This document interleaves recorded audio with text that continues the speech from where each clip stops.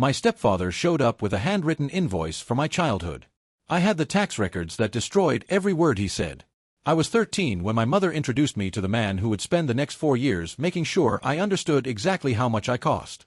His name was Richard. He was 43 then, broad-shouldered, the kind of man who took up space in a room and expected others to accommodate him. He shook my hand the night we met, formal, adult, oddly transactional for a greeting between a grown man and a teenager. My mother stood behind him, smiling the careful smile she'd worn since the divorce, the one that said, "Please, just be okay with this, I need this to work." I was 13. I wanted my mother to be happy. I shook Richard's hand and told him it was nice to meet him. I was lying. He probably was too. Within a year, they were married. Richard had money, a house in a decent suburb of Columbus, a stable engineering job, the kind of financial footing my mother hadn't had since my father moved out. She'd been managing on a receptionist's salary and child support, stretching every paycheck across rent and groceries and the quiet indignity of cutting coupons for things we used to just buy. Richard was, by all external measures, a solution. He was also a man who had lived alone for 11 years and had very specific feelings about his space, his things, his money, and the people who consumed them. I moved into the house at 14. My bedroom was down the hall from theirs. Richard called it the spare room when he talked to his friends. Not Adam's room. The spare room. A linguistic choice that told me everything I needed to know about my status in that house. I wasn't a son. I wasn't even, really, a stepson. I was an inherited condition. A package deal he'd accepted without enthusiasm. The rules were never written down. They didn't have to be. They were communicated in other ways. In the way Richard's eyes tracked me when I helped myself to a second portion at dinner, in the audible exhale when I left a light on in the bathroom, in the dinner-time observations that became so regular they had the rhythm of ritual. Do you have any idea what it costs to heat this house? Do you know what teenagers eat in a month? I ran the numbers last week. Between food and utilities, you're running me about $800 a month. He said it lightly, conversationally, as if he were making a neutral observation about weather patterns. My mother would change the subject. I would look at my plate and eat less.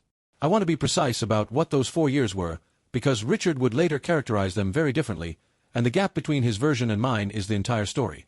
He never hit me. Never screamed. Never did anything that would have registered as abuse in any official capacity. What he did was more ambient than that, a constant atmospheric pressure of resentment, the daily communication that I was a financial event happening to him rather than a person living in a home. He wasn't cruel. He was something harder to name, methodically indifferent, punctuated by moments of pointed accounting. He called it hospitality. I remember it as 4 years of being reminded that I cost money, took space, used resources that weren't really mine. That's not hosting someone, that's tolerating them while making sure they know they're unwanted. My mother tried. I want to say that clearly, because she doesn't deserve to be erased from this story. She mediated, softened, redirected. She made sure I had what I needed and held Richard off when she could. But she was also a woman who had come from financial precarity into stability, and the cost of that stability was navigating a husband who kept careful track of what everyone in his house consumed. She paid that cost. I watched her pay it. At 16, I got a part-time job at a grocery store 3 evenings a week and Saturdays. I started buying my own clothes, my own toiletries, my own phone plan. Not because we discussed it or agreed it was appropriate, because I wanted to remove ammunition.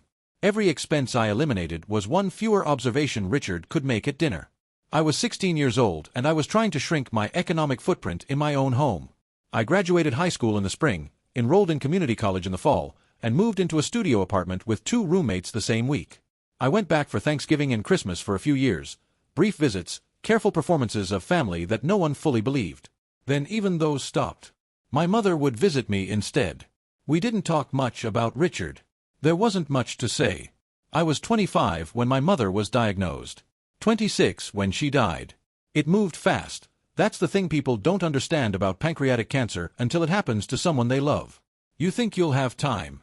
You think there will be conversations, closure, the full arc of grief you've been promised by movies.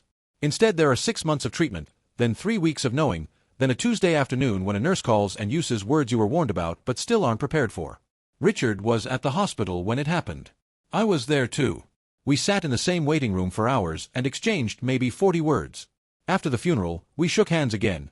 Same formality as the first time, 23 years earlier, bookending the whole performance, and I drove home to Phoenix. I didn't expect to hear from him again. I didn't particularly want to. For 3 years, I didn't. I bought my apartment when I was 27. 2 bedrooms, second floor of a mid-rise in central Phoenix, clean lines and good light, and a parking space that was mine on a deed. $224,000. I'd spent years saving obsessively, the kind of saving that other people in their 20s found baffling, maybe a little sad. Why wasn't I traveling, investing in experiences, living? I had a 401k contributions maxed out at 22. I had an emergency fund that could cover a year of expenses. I had a savings rate that my financial advisor called aggressive, in a tone that suggested she was understating it. I knew why. I just didn't always explain it.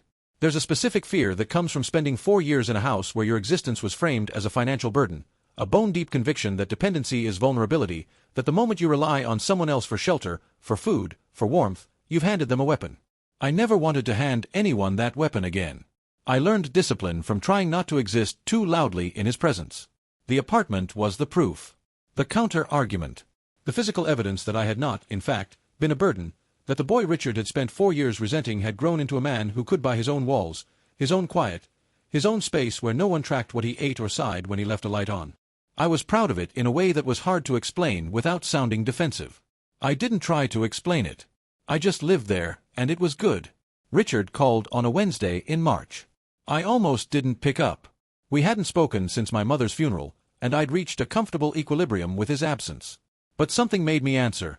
Maybe the same impulse that had made me shake his hand all those years ago. Politeness as reflex.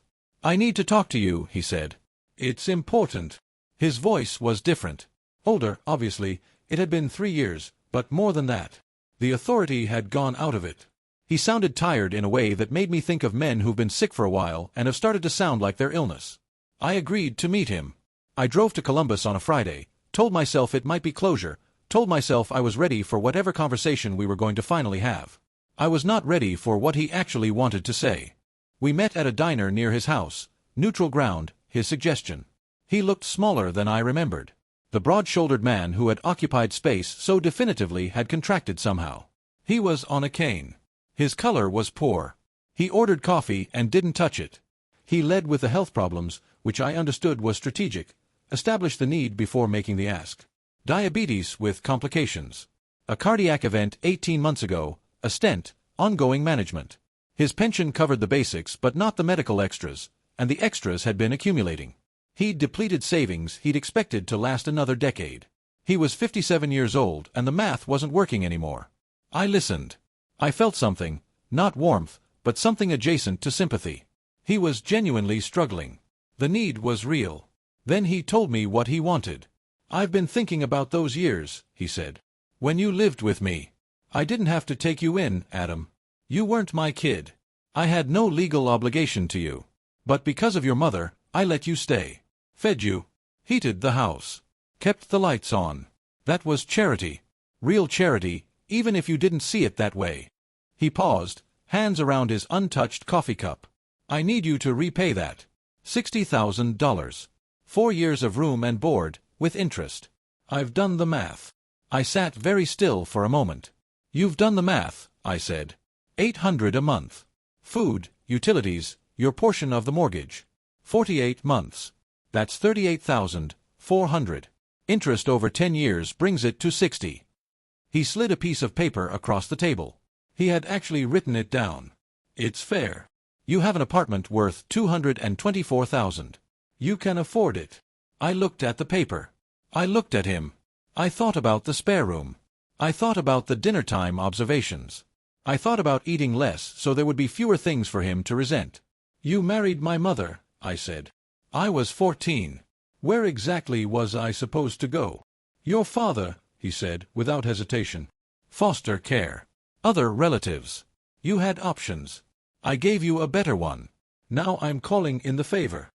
Here is what I did not say in that moment, though I had the words ready. "I checked the law years ago, Richard. When you marry a woman with a minor child and that child lives in your household, you assume legal responsibility. You couldn't have kicked me out. The threat you spent 4 years implying, the "I could have thrown you out" that hung over every dinner table comment, was hollow. You never had that power. I just didn't know it when I was 14. He couldn't have kicked me out legally. The power he claimed he'd generously not exercised was power he never had. The whole "I let you stay" narrative was built on a threat he couldn't have executed.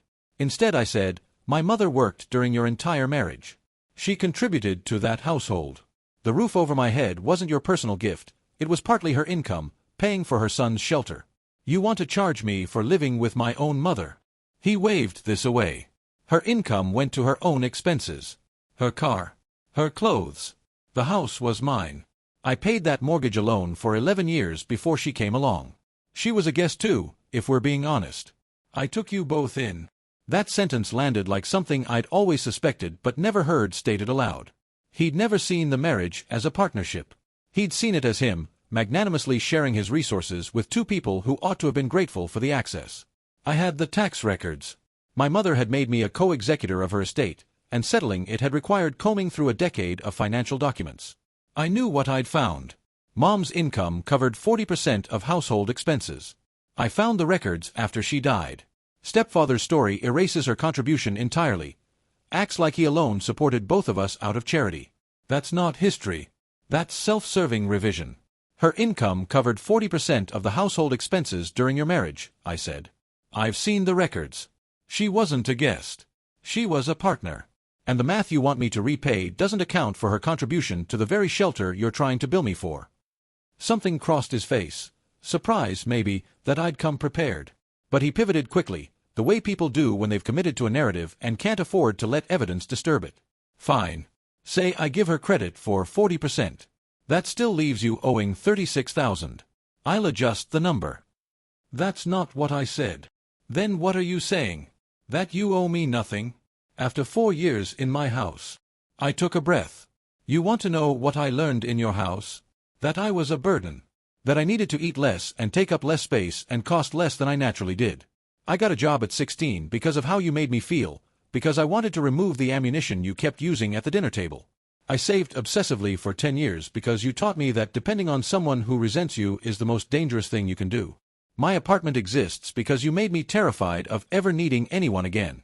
That's what I learned in your house. He looked at me steadily. So I taught you discipline, independence, work ethic.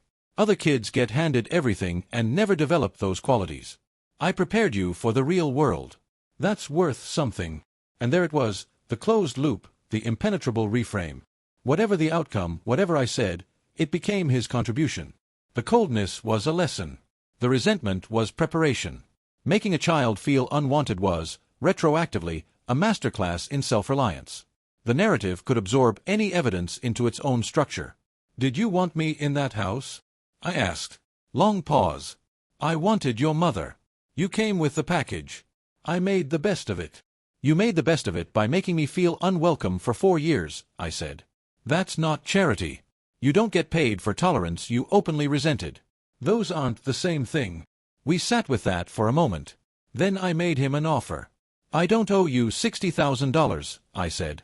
I don't owe you anything under the framework you're using, because that framework is built on a false premise, that you did me a favor by not kicking me out, when you legally couldn't have, and when my mother's income helped pay for my care anyway. But I stopped, looked at him across the table, this tired man with his bad color and his untouched coffee. You're struggling. You're sick. And despite everything, you were part of my life during a formative period. So I'm offering you $5,000. Not as a debt payment. As a gift. Because I can afford to be generous even when I don't owe it, and you need help. He stared at me. $5,000, he said. Yes. I housed you for 4 years and you're offering me 1 month's worth. I'm offering you $5,000 with no strings and no ledger, I said. Take it or leave it. That's an insult. His voice had shifted, the defeat was gone, replaced by something harder and more familiar. 60,000 or nothing. And if it's nothing, I'll make sure everyone knows what kind of person you are. Someone who turns his back on the man who raised him. Your mother would be ashamed of you. I noticed, with a kind of cold clarity, that my mother had just become a weapon. Even gone, she could be deployed. Even dead, she could be used as leverage against her own son. You didn't raise me, I said. You coexisted with me while resenting my existence. Mom raised me. I raised myself after that. And my mother, who knew you better than anyone, stayed with you for security, not because she didn't see who you were. If she were here, she'd tell me not to give you a cent. But I'm offering $5,000 anyway, because that's the kind of person I am. Last chance. He said nothing. I left $40 on the table to cover the coffees neither of us had drunk, and I drove back to Phoenix. Update 1. 2 weeks later. The calls started almost immediately. Not from Richard directly, he had more pride than that, but from relatives. His sister in Dayton left me a voicemail explaining that Richard had sacrificed a lot for me during my difficult teenage years, and that family took care of family. My cousin Marcus, who had been at enough of those holiday dinners to know exactly how cold that house had been, texted me separately, "Don't worry." I told her what it was actually like. She backed off. I sent brief, identical responses to everyone who contacted me. I offered Richard financial assistance. He declined it. The matter is closed. It was remarkable how quickly the story traveled and how thoroughly it had been edited in transit. In Richard's version, he had generously housed and raised a difficult teenager through years of sacrifice, only to be coldly dismissed when he needed help in his hour of illness and need. The hero of his story was patient and selfless. The villain, me, was mercenary and ungrateful. Some people believed it. These were mostly people who hadn't spent time in that house, people who knew Richard from work or church or the kind of social contexts where he performed differently than he did at home. I didn't try to correct them. The people who had been present, who remembered the dinner-time accounting, the spare room, the way I'd learned to eat less, didn't need correcting. My father called. He'd heard through the extended family network. "Don't give him anything," he said, before I could explain that I'd offered $5,000 and been refused. "He made you feel like a burden every day you lived there. I should have fought harder for you to live with me." He paused. "I'm sorry I didn't." We talked for a long time. It was the most honest conversation we'd had about those years. Some things opened up that had been closed for a decade. I hadn't expected Richard's gambit to give me that. But it did. Update 2. 6 months later. A distant relative, someone I barely knew, a second cousin once removed on my mother's side, reached out to tell me that Richard had filed a small claims suit. He was seeking $10,000, which is the maximum in Ohio's small claims court, as a partial recovery of the debt he believed I owed. I read the message twice, then called a lawyer friend in Columbus and explained the situation. She laughed. Not unkindly, but with the clarity of someone who immediately understood what I'd walked into. "He has no legal basis," she said. "You were a minor in your mother's household. He married her. Whatever financial arrangement they had, it wasn't a contract with you.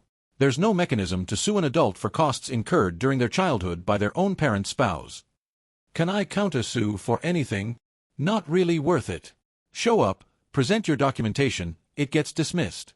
If he's got a legal aid attorney, that attorney will tell him the same thing before it goes anywhere." She paused. "Do you have the tax records? The ones showing your mother's income contribution?" I had everything. The estate settlement had been thorough. The case was filed in April. I hired a Columbus attorney for a flat fee, submitted the documentation, and attended the hearing via video call on a Tuesday afternoon. Richard appeared in person, cane and all, with no legal representation.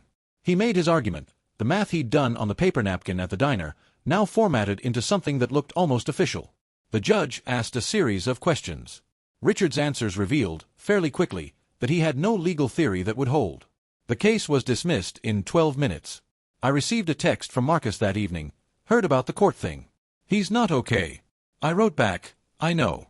The offer stands if he changes his mind." I didn't hear back from Richard. Update 3. 1 year later. The updates came through peripheral sources now. The second cousin, Marcus occasionally, a former neighbor of my mother's who kept loose track of the household. The picture they assembled was not surprising but was, in its way, sad. Richard's health had continued its trajectory. More hospitalizations. A longer recovery from a second cardiac event. The medical bills that had driven him to call me in the first place had continued to accumulate, because the underlying conditions generating them hadn't improved and weren't going to. He was 58 now, officially on disability, his pension covering rent and basics. The extras were handled, increasingly, by Medicaid. He had not reached out again. The $5,000 offer had a standing expiration in my mind, open until he asked, closed when I decided I'd moved on. I hadn't fully decided yet. I was still, in some quiet corner of myself, leaving the door ajar. I thought about him occasionally. Not with warmth, and not with hatred either, with something more like the complicated acknowledgement you give to formative experiences that weren't good but shaped you anyway. He had been in my life at a critical period. His coldness had been a kind of instruction, even if the lesson he'd intended, "You are a burden, be grateful for the minimal care I provide," was not the lesson I'd taken. Some debts aren't financial. I paid mine by surviving 4 years of feeling unwanted in my own home. The apartment I bought with obsessive savings? That's not his credit. That's my escape from ever being dependent on someone who resents me again. I had, around this time, started therapy. Not because of Richard specifically, the immediate crisis had passed cleanly, but because the whole episode had surfaced things I'd been carrying for years. The therapist was good at naming things I'd experienced without language. Emotional parentification. The way I'd learned to manage adult anxieties as a teenager. The savings behavior that was functional but rooted in fear rather than confidence. The difficulty trusting that spaces I occupied were genuinely mine and not being tallied. "The apartment," she said once. "What does it represent to you?" I thought about it. "Proof," I said, "that I was never actually a burden. That the boy who cost $800 a month in someone else's accounting grew up and built something that has nothing to do with that someone else. That the math always worked out, just not in the way Richard told it." She wrote something down. "And when you think about him, now, with some distance, what do you feel?" I sat with the question. "I feel sorry for him," I said finally. "Not in a generous way. In the way you feel sorry for someone whose whole story turned out to be wrong. He thought he was the benefactor. He thought I'd come back, eventually, grateful and dependent. He built a whole narrative where he was generous and I was indebted. And none of it was true, and now he's sick and alone and the story didn't pay off the way he planned. Does that change what you owe him?" "No," I said. "But it changes how I carry it." Update 4. 18 months after the diner. Marcus called on a Sunday to tell me Richard had moved to a managed care facility. Not a nursing home, not yet, but assisted living, the kind with help available when needed, communal meals, staff who checked in. His house had been sold to cover debts. The proceeds had been absorbed quickly. He was, by every measure, dependent on systems he'd probably never imagined relying on. I listened to Marcus tell me this, and I didn't feel triumphant. I want to be honest about that, because the triumphant version of the story would be cleaner and also less true. What I felt was something quieter and more complicated.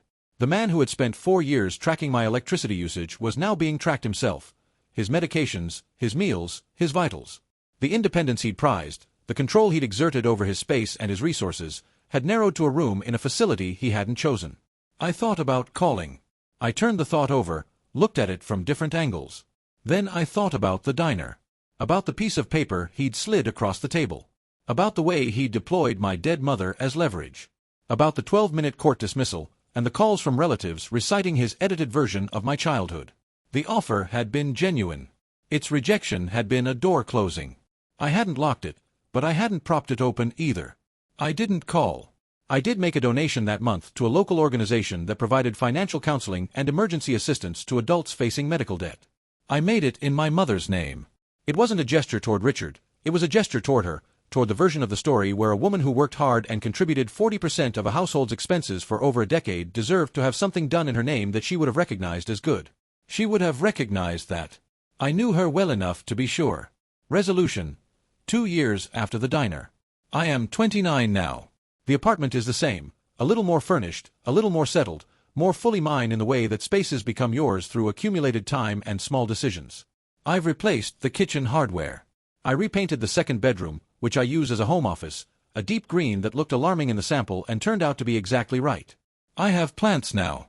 I killed the first 2 and kept the third one alive long enough to buy more.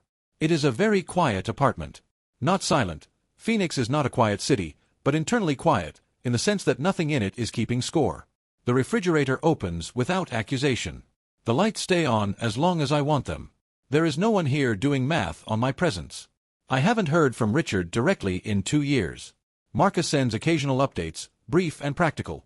Still in assisted living, health is stable, same as before. I receive these the way you receive weather reports about a city you used to live in, relevant once, not anymore. People ask me sometimes, when the story comes up, whether I regret not paying. The question always misframes what happened. The offer wasn't contingent on regret. The offer was $5,000 given not as a debt payment, but as a gesture from someone who could afford generosity toward someone who needed it. He rejected that gesture because it didn't come with the acknowledgement he actually wanted, the confirmation that I owed him, that his narrative of generous sacrifice was true, that the 4 years in his house had been a gift I was obligated to repay. I offered $5,000, not because I owed it, but because he was struggling and I could afford generosity. He rejected it as insulting. He didn't want help.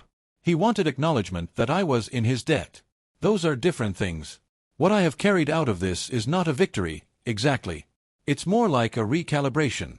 The story I'd been handed as a 14-year-old, you are a financial burden, be grateful for minimal care, the fact that you're being tolerated is a gift, had shaped me in ways I'd never fully examined. The savings. The self-sufficiency. The difficulty accepting help, the reflexive need to pay my own way before anyone could hold my dependency over me. These were adaptations that worked. They bought me an apartment and a stable life and a savings rate my financial advisor calls aggressive. But they were adaptations to a false premise. The premise that I had been a burden.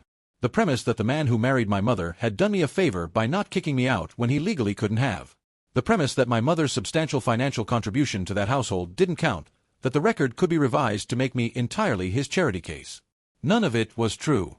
The tax records proved it. The law confirmed it. The 12-minute court dismissal ratified it officially. And knowing it was untrue didn't immediately dissolve the adaptations. That's not how psychology works, but it recontextualized them. The savings weren't evidence that I'd been a burden who needed to compensate. They were evidence that a boy who was told he was a burden found a way to use that lie as fuel. I built something real on a false foundation, which is its own kind of achievement. The therapist calls this post-traumatic growth, a term I find simultaneously accurate and slightly optimistic. Growth implies something clean and purposeful. What actually happened was more like a damaging experience left residue, and some of that residue turned out to be useful when properly understood. That's not the same as the damage being worth it. It's just what happened. The spare room doesn't exist anymore. The house was sold when Richard moved to assisted living, and whoever bought it has presumably given that room a different designation. Maybe a nursery, or a home gym, or an actual guest room where guests feel welcome. The room where a 14-year-old boy learned to eat less and need less and take up minimum space has been emptied of that history. Someone else's life is happening in it now. My apartment is not a spare room. It is not a space I occupy at someone's sufferance, tracked and resented and subject to revision. It is mine in the most complete sense, legally, financially, practically, psychologically. I bought it with money I saved with a discipline that came, in part, from the years I spent trying to be small enough that a man wouldn't resent me. He wants credit for that discipline. In his accounting, the cold tolerance produced a valuable outcome, and the value of the outcome belongs partly to him. The invoice he brought to that diner included, implicitly, a claim on my survival, on the savings, on the apartment, on everything I'd built from the wreckage of those 4 years. He can't have it. Not because I'm punishing him, but because it isn't his. The boy who learned to need nothing did so despite him, not because of him. The man who built the apartment did it by converting damage into resource, which is work Richard didn't do and doesn't get to claim. My stepfather wants $60,000 because he didn't kick me out of his house when I was 14. He calls it charity, 4 years of room and board for a child who wasn't his blood. I call it the minimum expectation when you marry a woman with a kid. He made those 4 years a lesson in being unwanted, then expects payment for the education. But I already paid, with a childhood of feeling like a burden, with years of learning to need nothing, with the obsessive saving that eventually bought me an apartment where no one can make me feel like a guest in my own life. The $224,000 isn't his to claim. It's my escape velocity from ever needing someone who tolerates me instead of wants me. He's alone now, sick, out of money. I offered help anyway, $5,000, no strings. He wanted the full debt or nothing. He chose nothing. That's his choice. I'm done paying for having been a child who existed in his presence. The apartment stays mine. The survival stays mine. And the man who spent 4 years making me feel unwelcome gets exactly what he offered, cold tolerance from a distance, until there's no distance left at all. The apartment is quiet tonight. The lights are on. There's food in the refrigerator that no one is counting. Somewhere in Columbus, Richard is in a facility room, smaller than this one, being cared for by people he doesn't know. I didn't put him there. I also couldn't have saved him from it. What I could do, what I did, was refuse the story he was selling. The story where I was his charity case, his burden made good, his investment finally coming due. I was never his investment. I was a child. My mother's child, in my mother's home, in the years when my mother happened to be married to him. He called those years charity. I call them childhood. The difference between those two words is the whole distance between who he is and who I became. The distance is exactly right.